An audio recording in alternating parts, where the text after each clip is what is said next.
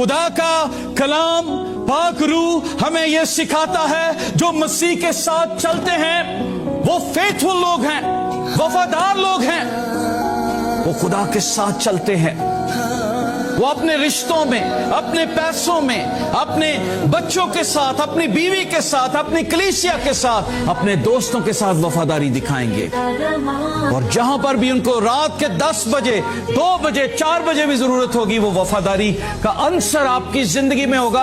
आप अपने आराम की परवाह नहीं करेंगे, आप उस जगह पहुंच जाएंगे। You are faithful.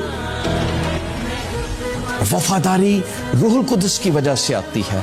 और रूहुल कुदस की अनॉइंटिंग कैसे फल निकलता है, जब आप, फिर बताऊंगा, जब क्या कर रहे होते हैं हम, जमीन को कल्टीवेट कर रहे हैं, हम खोद रहे हैं, उसमें से गंदगी निकाल रहे हैं, पत्थर निकाल रहे हैं, उसे जरखेज बना रहे हैं, कलाम की खाद उसमें डाल रहे हैं।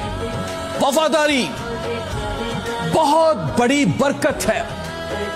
यूसुफ के ऊपर जब आजमाइश आई, उसने कहा मैं क्यों खुदावंद से बेवफाई करूं, जिसने मुझे सब कुछ दिया है।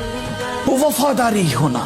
वफादार वो लोग जो कलीसियाओं के साथ, घरों में, अपने खानदानों में, जहां पर भी वफादार हैं, खुदा उन्हें बरकत देता है। मैं भला यसुदा कदी नहीं छड़ना जमाना पे।